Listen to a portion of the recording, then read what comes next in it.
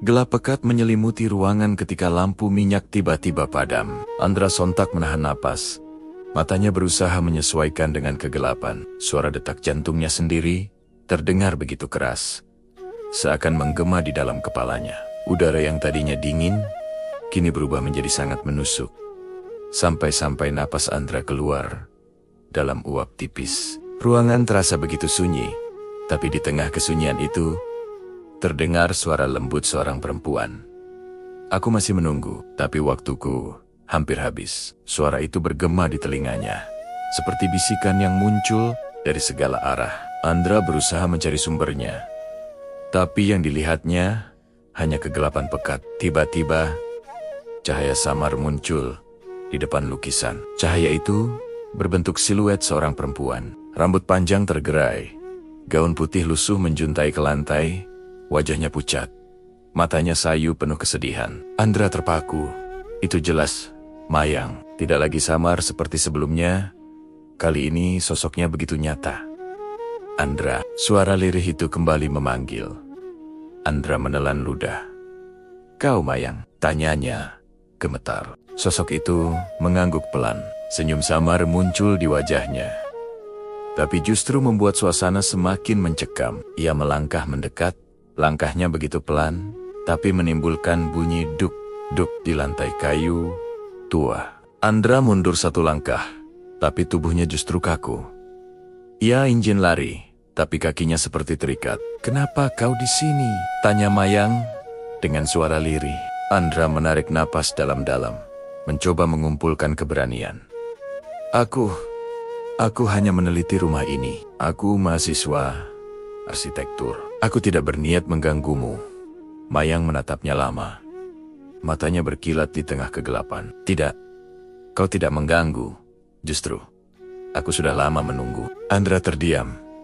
Kata-kata itu menusuk hatinya. Ia ingin bertanya lebih jauh, tapi sebelum sempat berbicara, Mayang perlahan menghilang. Cahaya samar itu lenyap, menyisakan kegelapan total.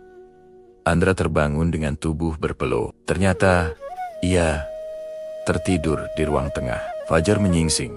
Sinar matahari masuk lewat celah jendela, menyingkirkan gelap malam yang mencekam. Namun, ia tahu, mimpi yang dialaminya bukan sekadar bunga tidur. Semuanya terasa nyata. Tatapan Mayang, suaranya, bahkan dinginnya udara. Ia yakin Mayang benar-benar ingin menyampaikan sesuatu. Hari itu, Andra memutuskan untuk mencari tahu lebih dalam tentang kisah Mayang. Ia menemui nenek tua yang kemarin sempat bercerita di warung kopi. "Nek," ujar Andra dengan sopan. "Kemarin nenek bilang Mayang menunggu seseorang bernama Raffi. Apa yang sebenarnya terjadi?" Nenek itu menatap Andra lama, lalu menghela napas. Cinta Mayang dan Raffi adalah kisah paling tragis di kampung ini. Mereka saling mencintai, tapi keluarga Mayang tidak merestui. Raffi dianggap miskin, tidak pantas bersanding dengan anak keluarga terpandang. Padahal cinta mereka tulus. Andra mendengarkan penuh perhatian. Malam sebelum pernikahannya, Mayang menghilang. Ada yang bilang dia pergi mencari Raffi. Ada juga yang bilang ia bunuh diri karena tidak sanggup menerima kenyataan. Sampai sekarang, tak ada yang tahu pasti. Tapi sejak malam itu, rumah gadang selalu dihantui sosok Mayang. Tangisnya terdengar. Suaranya memanggil-manggil. Katanya, ia masih menunggu. Andra merinding mendengarnya. Cerita itu semakin menguatkan keyakinannya bahwa Mayang ingin berbicara dengannya. Malam berikutnya, Andra mempersiapkan diri. Ia menaruh buku catatan dan kamera di dekatnya. Kali ini, ia tidak ingin lari. Ia ingin mendengar langsung dari Mayang. Menjelang tengah malam, suasana kembali berubah. Udara dingin menyelimuti ruangan. Lampu minyak bergoyang sendiri, lalu meredup. Andra duduk di lantai, menatap lurus ke arah lukisan. "Mayang, kalau kau ada di sini, datanglah. Aku ingin tahu apa yang sebenarnya terjadi padamu." Bisiknya pelan. Suasana hening sejenak. Lalu perlahan suara tangisan terdengar dari lantai atas. Tangis lirih, penuh kesedihan. "Hiks, Hiks." Andra bangkit, memberanikan diri naik ke lantai 2. Tangga kayu berderit setiap kali diinjak. seakan mengeluh keberatan. Di ujung tangga, ia melihat sosok Mayang duduk. Wajahnya tertunduk, bahunya bergetar karena tangisan. "Mayang," panggil Andra. Pelan, sosok itu mendongak perlahan. Mata basahnya menatap Andra, lalu berkata dengan suara gemetar, "Aku menunggu dia, tapi dia tak pernah kembali." Andra mendekat, meski kakinya gemetar. "Siapa? Raffi?" Mayang mengangguk.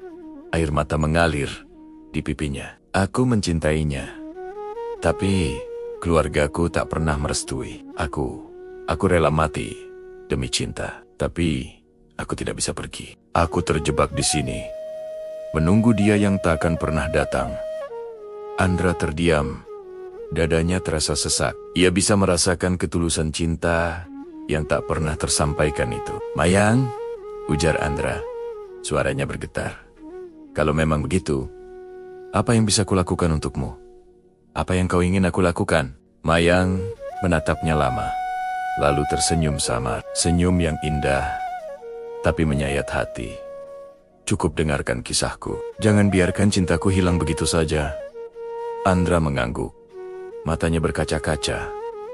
"Aku berjanji, kisahmu tidak akan pernah kulupakan saat itu." Huga Mayang perlahan memudar, lenyap dalam udara dingin. Namun, sebelum benar-benar hilang, suaranya terdengar jelas di telinga Andra. "Terima kasih, Andra. Kau sudah jadi saksi cintaku." Andra terduduk di tangga. Tubuhnya gemetar, air matanya jatuh tanpa ia sadari. Ia baru saja menjadi bagian dari kisah cinta tragis yang membekas dalam sejarah kampung itu. Dan sejak malam itu, hubungan Andra dengan arwah Mayang semakin dalam. Bukan lagi sekadar rasa takut, tapi campuran antara iba, haru, dan entah kenapa ada rasa kagum yang tumbuh dalam hatinya. Namun, Andra tidak tahu.